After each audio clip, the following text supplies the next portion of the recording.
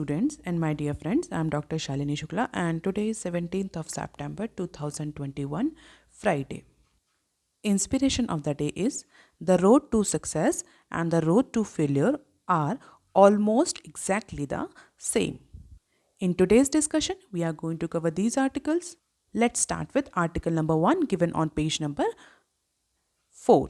White goods PLI scheme gets rupees 6,000 crore proposals. अगर आप regularly news analysis follow कर रहे हैं तो आपको पता होगा कि गवर्नमेंट पैंडेमिक के पीरियड से फर्स्ट वेव ऑफ पैंडेमिक जब से आई है तब से प्रोडक्शन लिंक्ड इंसेंटिव स्कीम्स को बहुत ज़्यादा प्रमोट कर रही है in order to make India manufacturing hub और export hub for manufacturing goods.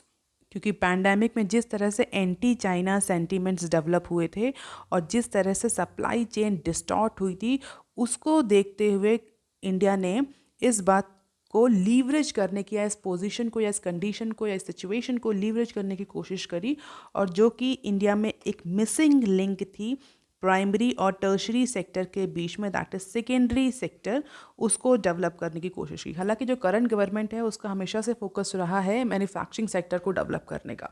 बहुत सारे रीज़न है मैन्युफैक्चरिंग सेक्टर को डेवलप करने के लिए, बहुत सारे बेनिफिट्स हैं मैन्युफैक्चरिंग सेक्टर को डेवलप करने के लिए। पहला सबसे जो इम्पोर्टेंट रीज़न है वो है कि मैन्युफैक्चरिंग सेक्टर जो होता है दैट इज़ अ कैपिटल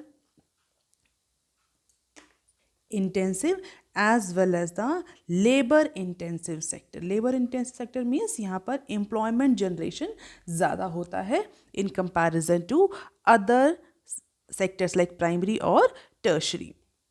दूसरा रीज़न ये है कि इंडिया की जो डिपेंडेंसी है रॉ मटेरियल्स को लेकर के, सेमी फिनिश्ड गुड को लेकर के फॉर प्रोड्यूसिंग इस मैन्युफैक्चरिंग आइटम्स, उसको लेकर के इंडिया की जो डिपेंडेंसी अदर कंट्रीज़ पे है, मोर स्पेसिफिकली चाइना पर जो है इंडिया उसको रिड्यूस करना चाहता है। और पैंडेमिक पीरियड में ये रियलाइज़ हुआ और कंट्रीज़ को भी कि सप्लाई चेन को डाइवर्सिफाई करना बहुत ज़रूरी है, क्योंकि जो मेजर मैन्युफैक्चरिंग कंट्रीज़ थी उनकी जो डिपेंडेंसी थी वो चाइनीज़ मार्केट पर या चाइनीज़ मैन्युफैक्चरिंग कंपनीज़ पर ज़्यादा थी। लेकिन जिस तरह से चाइना में कोविड-19 का आउटब्रेक हुआ और एक एंटी चाइना सेंटीमेंट डेवलप हुआ, कई सारे कंट्रीज़ ने तो प्रॉप की भी डिमांड करी कि चाइना के अगेंस्ट इन्वेस्टिगेशन होना चाहिए। तो इस सारे रीज़न की वजह से countries over the period of time has realise that there is a need to diversify the supply chain. और उसी सेंटीमेंट को, उसी इंटरनेशनल सिचुएशन या इवेंट का बेनिफिट उठाने के लिए कंट्री इंडिया ने आत्मनिर्भर भारत का जो मिशन था वो लॉन्च किया और उसी के तहत बहुत सारे डिफरेंट सेक्टर्स में production linked incentive scheme launch करी। सबसे पहले इसकी जो स्टार्टिंग हुई थी वो electronic sector, mobile device manufacturing से हुई। Later on this has been extended to consumer durables, automobile sector, कल भी हमने डिस्कस किया। सोलर पैनल जो है हमारा सस्टेनेबल एनर्जी, उसमें भी पीएलआई स्कीम को एक्सटेंड किया गया। बेसिकली पीएलआई स्कीम अगर हम नटशेल में डिस्कस करें क्या होती है, तो it is just a promotion scheme जहाँ पर गवर्नमेंट ये कहती है कंपनी से कि आइए आप हमारे यहाँ इन्वेस्ट करिए, हम आपको टैक्स हॉलीडेज़, टैक्स इंसेंटिव्स और अदर टाइप्स के इंसेंटिव्स देंगे अगर आप कंट्री इंडिया में आकर इन्वेस्ट करते हैं, प्रोड्यूस करते हैं, हमारे यहाँ एम्प्लॉयमेंट जनरेट करते हैं और उसका कुछ एक सिग्निफिकेंट पोर्शन अगर आप एक्सपोर्ट करते हैं इंडिया से। पीएलआई स्कीम में एक बहुत इंपॉर्टेंट बात यह है कि जो भी प्रोडक्शन होगा उसका एक सिग्निफिकेंट मेजर पोर्शन एक्सपोर्ट करना है। Countries can not sell those manufacturing good और services within the domestic territory of country India. It means आप इन्वेस्ट करने आ रहे हैं इंडिया में तो इसका मतलब ये नहीं है कि आप इंडियन मार्केट को ही सैचुरेट करेंगे, वहाँ की ही डिमांड को सेटिस्फाई करेंगे।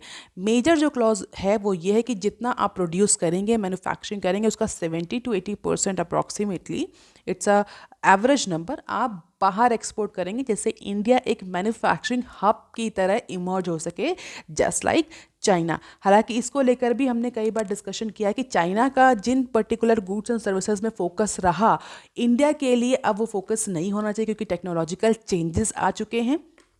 तो इंडिया उन्हीं सेक्टर पर फोकस नहीं कर सकता। अब जो डिमांड है वो चेंज हो चुकी है, डिफरेंट हो चुकी है। तो चाइना ने अगर टॉयज़ हो गए, इलेक्ट्रॉनिक गैजेट्स पर फोकस किया, तो इंडिया के लिए जो फोकस है वो सस्टेनेबल एनर्जी पर है, सस्टेनेबल प्रोडक्ट्स पर है, ग्रीन प्रोडक्ट्स पर है, ग्रीन टेक्नोलॉजी पर है, ग्रीन हाइड्रोजन पर। इस तरह के जो प्रोडक्ट्स हैं उनको मैन्युफैक्चरिंग या इस तरह की जो सर्विसेज है उनको मैन्युफैक्चर करने के लिए इंडिया को अपनी पीएलआई स्कीम में फोकस करना चाहिए। तो रिसेंटली गवर्नमेंट ऑफ इंडिया ने पीएलआई स्कीम को जो consumer durables white good sector है उसमें एक्सटेंड किया था। करीब 6,238 करोड़ का बजटरी आउटले फिक्स किया गया था पीएलआई स्कीम के लिए फॉर वाइट गुड्स। इसमें सिंपली आप मुझे कमेंट सेक्शन में कर बताइए what are the white goods. Basically consumer durables ही होते हैं, but actually why they are called as white goods. तो गवर्नमेंट ने बजटरी एलोकेशन किया 6,000 करोड़ का और कंपनीज को इनवाइट किया कि आइए आप हमारे यहाँ इन्वेस्ट करिए, हमारे यहाँ प्रोड्यूस करिए और हमारे यहाँ से, हमारी कंट्री से बाहर आप एक्सपोर्ट करिए। We will provide you all supportary mechanism. हम आपको लैंड देंगे, चीप लैंड देंगे, हम आपको इलेक्ट्रिसिटी में इंसेंटिव्स देंगे, एक्सपोर्ट में इंसेंटिव्स देंगे, टैक्स हॉलीडेज प्रोवाइड करेंगे, बहुत सारे इंसेंटिव्स थे पीएलआई स्कीम में। तो उस प्रपोजल के बाद करीब 52 ग्लोबल और डोमेस्टिक कंपनीज ने एप्लीकेशन सबमिट किए हैं। They have submitted their intention to invest worth ₹5,866 crore towards the PLI scheme. तो जैसे ही गवर्नमेंट ने वाइट गुड्स में पीएलआई स्कीम का अनाउंसमेंट किया तो उसके बाद ही 52 ऐसे प्रपोजल गवर्नमेंट ऑफ इंडिया को मिले हैं फ्रॉम डिफरेंट ग्लोबल और डोमेस्टिक कंपनीज। और ये सारे 52 प्रपोजल अप्रॉक्सीमेटली 5,800 करोड़ का इन्वेस्टमेंट करने के लिए कमिटेड हैं under this PLI scheme, that is production linked incentive schemes for white goods। अगर इंपॉर्टेंट कंपनीज की बात करें कि किन्होंने ऐसे कौन कौन सी कंपनी थे जिन्होंने इंटरेस्ट शो किया है, तो हिंडेल्को हो गई, पैनासोनिक हो गई, हिटाची हो गई, Voltas, blue star, Amber, Radhika opto, इस तरह की सिस्का, इस तरह की बहुत सारी कंपनीज हैं, बड़ी बड़ी कंपनीज जिन्होंने अपना इंटेंशन एक्सप्रेस किया है, प्रपोजल सबमिट किया है गवर्नमेंट ऑफ इंडिया को for manufacturing critical components of air conditioners and LED light. जो मेजर फोकस है वो एयर कंडीशनर्स और एलईडी लाइट पर ही है। क्यों? क्योंकि इंडिया में अभी फिलहाल के लिए इसकी डिमांड बहुत ज़्यादा है। As many as 31 companies have committed investment of worth ₹4,995 crore especially for AC components, air conditioner components, और 21 कंपनीज ऐसी हैं जिन्होंने LED कंपोनेंट्स के लिए प्रपोजल सबमिट किया है, जो अप्रॉक्सीमेटली 850 करोड़ का इन्वेस्टमेंट करने के लिए रेडी हैं PLI स्कीम में, अगर उन्हें अप्रूवल मिल जाता है। तो करीब 4 महीने पहले ये स्कीम नोटिफाई करी गई थी और 4 महीने के अंदर 52 प्रपोजल मिले हैं, और जिसमें जो प्रपोजल्स है बेसिकली फॉर AC और LED कंपोनेंट के लिए है। और मेजरली वही कंपनी है जिनका अभी सिग्निफिकेंट इन्वेस्टमेंट नहीं है इंडिया में। Those currently are not manufacturing in India with sufficient capacity. तो अब इनमें से कितनों को अप्रूवल मिलेगा, कितनों को अप्रूवल नहीं मिलेगा, that is a future course of action. But yes, जो कंज्यूमर ड्यूरेबल्स के केस में या वाइट गुड्स के केस में जो PLI स्कीम आई है, that is actually going to be a successful scheme for government of India. आप देख लेते हैं article number 2 that is given on page number 6। Inflation trajectory dipping faster than anticipated RBI। अगर WPI wholesale price index को छोड़ दिया जाए तो CPI में जिस तरह से इन्फ्लेशन में डिक्रीज हो रहा है, CPI इंडेक्स जिस तरह से गिर रही है, RBI का ये कहना है कि that is actually faster than the anticipated. Recently RBI ने कहा भी था कि आगे आने वाले टाइम में, RBI ने एंटिसिपेट भी किया था कि आगे आने वाले टाइम में जो इन्फ्लेशन है वो डाउन होगी, सिग्निफिकेंटली डिक्रीज करेगी, और जिससे कि RBI के पास एक मार्जिन अवेलेबल होगा। मार्जिन किस लिए? एकोमोडेटिव और इजी मनी सप्लाई करने के लिए मार्केट में। और RBI की एंटिसिपेशन के अकॉर्डिंग डेफिनेटली CPI जो है वो फॉल कर रहा है। हमने कल के न्यूज़ एनालिसिस में या परसों के न्यूज़ एनालिसिस में डिस्कस भी किया था कि WPI अभी भी डबल जो डिजिट्स पर है, 11 पॉइंट समथिंग पर था। हमने डिस्कस किया था पिछले जुलाई के मंथ के कंपैरिजन में। इस बार अगस्त का जो WPI का डेटा है वो इंक्रीज हुआ है।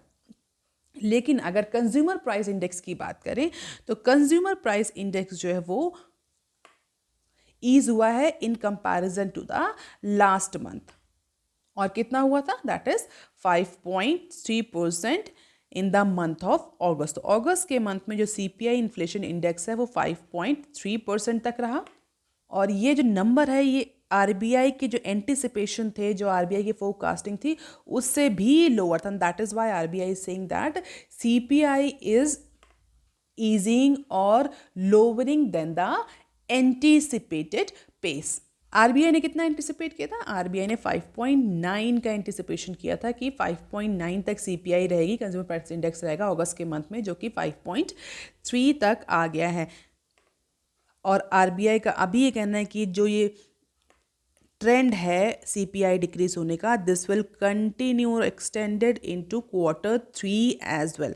एंड डेफिनेटली इस थोड़े से ईजीनेस के बाद आरबीआई के पास ज़्यादा अपॉर्चुनिटी होगी कि मनी सप्लाई थोड़ा सा आरबीआई मार्केट में इंक्रीज कर सकता है, but with all safe guard, क्योंकि जैसे ही मनी सप्लाई इंक्रीज होगा इन्फ्लेशन फिर से बढ़ेगी.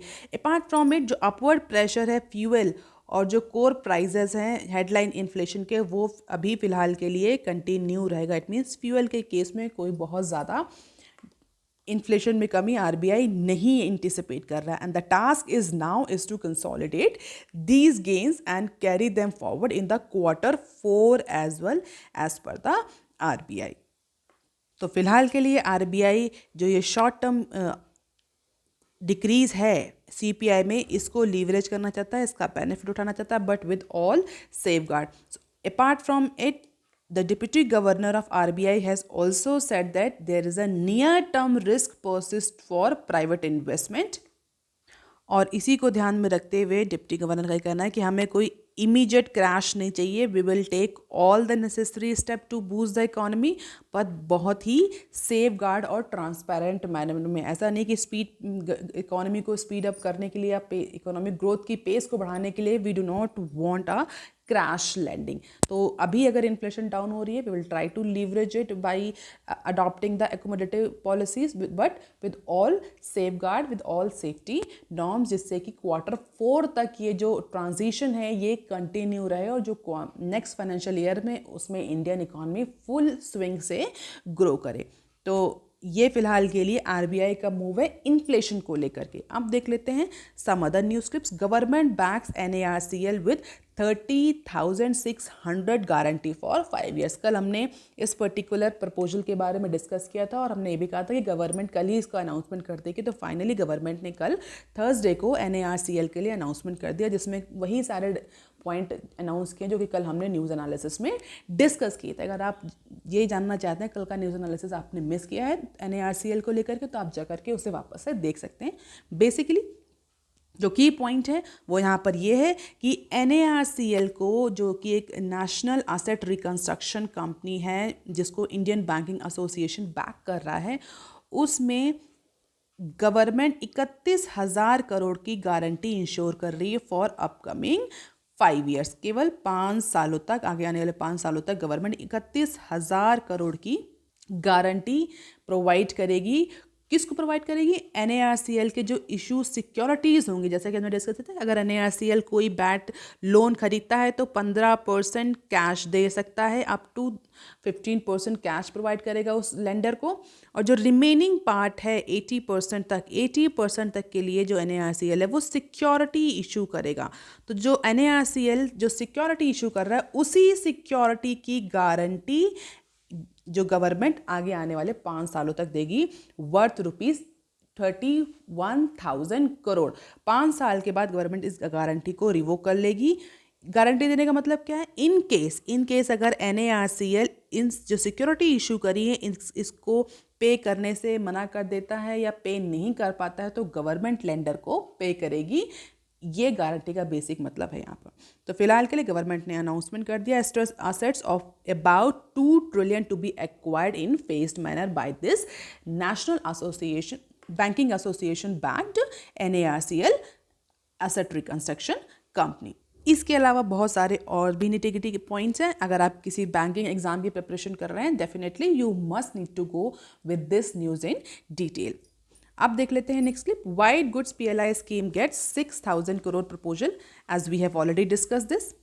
अब देख लेते हैं next clip. 20% of India's adult population fully vaccinated, health ministry. So as per the recent data released by health ministry, 20% India के जो एडल्ट पॉपुलेशन है उसका 20% फुली वैक्सीनेटेड हो चुका है. It means 20% of the adult population of India.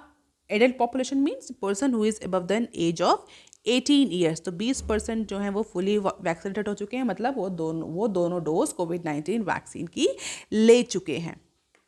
और 62% population ने अभी केवल सिंगल डोज ली है, जो कि आगे आने वाले टाइम में definitely they are going to take the another dose as well. और why we are discussing this particular number, क्योंकि बहुत सारे जो ब्रोकरेज हाउसेस हैं, रिसर्च एजेंसीज हैं, उन्होंने इवन फाइनेंशियल इंस्टीट्यूशंस हैं, उन्होंने ये कहा है कि इंडिया की जो इकोनॉमिक ग्रोथ है वो इस बात पर बहुत ज़्यादा डिपेंड करेगी कि इंडिया में वैक्सीनेशन की ड्राइव कितनी पेस से होती है, इंडिया कितनी जल्दी अपने सिटीजन को फुली वैक्सीनेटेड कर सकता है. Because full vaccination will bring the certainty in the sentiments of the consumer investment. जो uncertainty है वो reduce होगी, जिसकी वजह से इकोनॉमी में डिमांड पिकअप होगी, इन्वेस्टमेंट पिकअप होगा, एक्सपेंडिचर पिकअप होगा और इकोनॉमी ग्रो करेगी.